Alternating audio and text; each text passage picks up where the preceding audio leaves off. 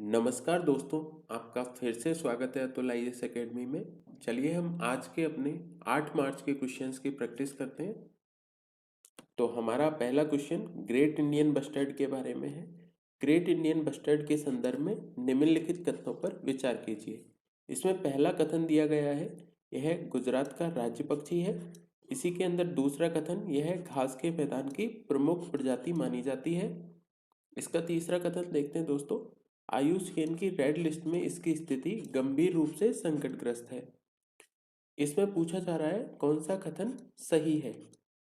तो इसमें पहला कथन गलत है, दूसरा और तीसरा कथन सही है। तो इसका सही उत्तर होगा विकल्प सी, केवल 2 और 3।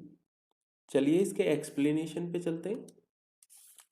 ग्रेट इंडियन बस्टर्ड, इसका वैज्ञानिक नाम है अर्डियोटिस नाइग्रिप्सिस।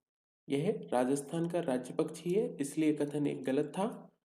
यह घास के मैदान की प्रमुख प्रजाति मानी जाती है जो चारागाह पारिस्थितिकी का प्रतिनिधित्व करती है। इसकी अधिकतम आबादी राजस्थान और गुजरात तक सीमित होती है।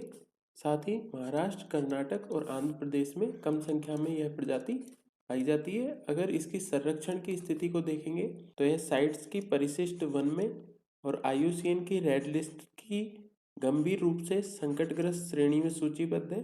साथ ही यह वन्यजीव संरक्षण अधिनियम 1972 की अनुसूची 1 के अंतर्गत सूचीबद्ध है।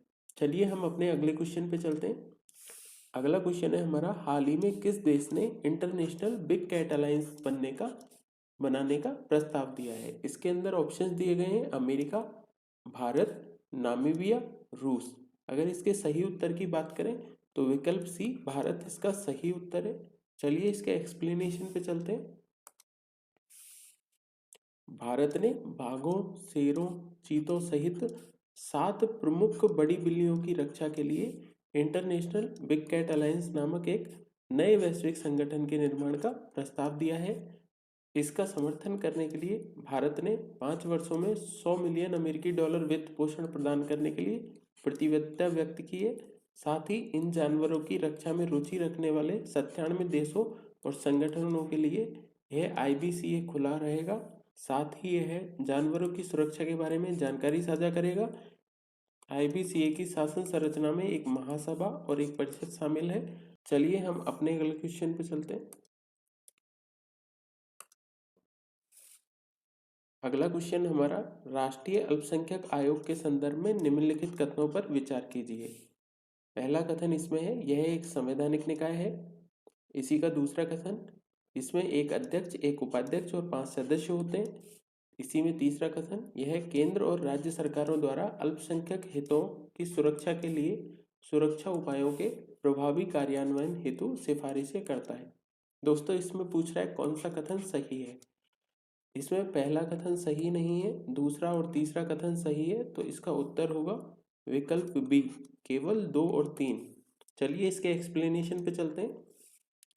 राष्ट्रीय अल्पसंख्यक आयोग अधिनियम 1992 के अधिनियमन के साथ सांविधिक या वैधानिक निकाय बन गया था। इसका नाम बदलकर राष्ट्रीय अल्पसंख्यक आयोग कर दिया गया था।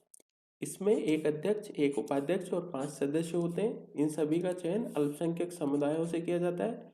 साथ ही इनके कार्यकाल की बात करें तो पद ग्रहण करने से 3 वर्ष की अवधि तक इनका कार्यकाल होता है। इनके प्रमुख कार्य संसद और राज्य विधानसभाओं द्वारा अधिनियमित कानूनों में अल्पसंख्यकों के लिए सुरक्षा उपायों के कार्यान्वयन की निगरानी करना होता है। साथ ही केंद्र और राज्य सरकारों द्वारा अल्पसंख्यकों के हितों की सुरक्षा के लिए सुरक्षा उपायों के प्रभावी कार्यान्वयन हेतु सिफारिशें करना होता है। चलिए हम अपने अगले क्वेश्चन पे चलते हैं। अगला क्वेश्चन है, भारतीय अर्थव्यवस्था के संदर्भ में निम्नलिखित पर विचार करें। दोस्तों इसमें पूछ रहा है इनमें से कौन से मौद्रिक नीति के घटक हैं। तो इसमें विकल्प दिए हुए हैं, खुला बाजार परिचालन, सार्वजनिक ऋण, नगद आरक्षित अनुपात, सार्वजनिक राजस्व। अगर मौद्रिक नीति के घटक की बात करें तो इसमें पहला खुला बाजार परिचालन और तीसरा नगद आरक्षित अनुपात, ये दोनों मौद्रिक नीति के घटक हैं। तो इसका सही उत्तर होगा विकल्प बी, केवल 1 और 3। चलिए इसके एक्सप्लेनेशन पे चलते हैं। मौद्रिक नीति एक ऐसी नीति है जिसके माध्यम से किसी देश का केंद्रीय बैंक अर्थव्यवस्था के अंदर ब्याज दरों के नियंत्रण के माध्यम से मुद्रा की आपूर्ति को नियमित और नियंत्रित करता है, जिससे मुद्रास्फीति, विकास आदि व्यापक आर्थिक उद्देश्यों की प्राप्ति की जा सके। मौद्रिक नीति के उपकरणों की बात करें तो रेपो दर, एसडीएफ दर, एमएसएफ दर और रिवर्स रेपो रेट दर, बैंक दर, नगद आरक्षित अनुपात सीआरआर, वैधानिक तरलता अनुपात, ओपन मार्केट ऑपरेशंस आदि मौद्रिक नीति के उपकरणों में आते हैं।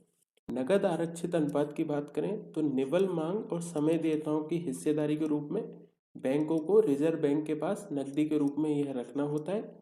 इससे बैंकों की साख सृजन क्षमता पर प्रभाव पड़ता है। रिजर्व बैंक इसे समय समय पर तय करता है। अगर खुला बाजार परिचालन, ओपन मार्केट ऑपरेशंस की बात करें तो इसमें गवर्नमेंट सिक्योरिटीज, सरकारी प्रतिभूतियों की खरीद और बिक्री की जाती है। इसके माध्यम से मुद्रा आपूर्ति को नियंत्रित किया जाता है। चलिए हम अपने अगले क्वेश्चन पे चलते हैं। अगला क्वेश्चन है, निम्नलिखित में से किस पुरातात्विक स्थल में बंदरगाह पाए गए थे? इसमें विकल्प दिए गए हैं हड़प्पा, मोहनजोदड़ो, कालीबंगा, लोथल। अगर इसके सही उत्तर की बात करें तो दोस्तों विकल्प डी लोथल इसका सही उत्तर है, क्योंकि यहाँ पे बंदरगाह पाए गए थे। चलिए इसके एक्सप्लेनेशन पे चलते हैं।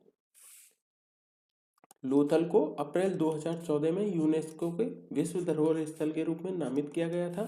लोथल का उत्खनन स्थल सिंधु घाटी सभ्यता का एकमात्र बंदरगाह शहर है। यह सौराष्ट्र क्षेत्र में, यह गुजरात के सौराष्ट्र क्षेत्र में साबरमती नदी और इसकी सहायक नदी भोगवा के बीच स्थित है। अगर दोस्तों लोथल की विशेषताओं की बात करें तो यहाँ पे दोहरे अंत्येष्टि के साक्ष्य पाए गए हैं, साथ ही धान की भूसी के अवशेष भी प्राप्त हुए हैं, घोड़े की टेराकोटा मूर्ति के साक्ष्य भी और गोदीबाड़ा टेराकोटा जहाज का मॉडल भी यहाँ से प्राप्त किया गया है। दोस्तों आज के हमारे क्वेश्चन समाप्त होते हैं। अगर इन क्वेश्चंस का आंसर्स के एक्सप्लेनेशंस के साथ अगर आपको पीडीएफ फॉर्म चाहिए तो आप हमारे Telegram channel Atul IAS academy को ज्वाइन कर सकते हैं।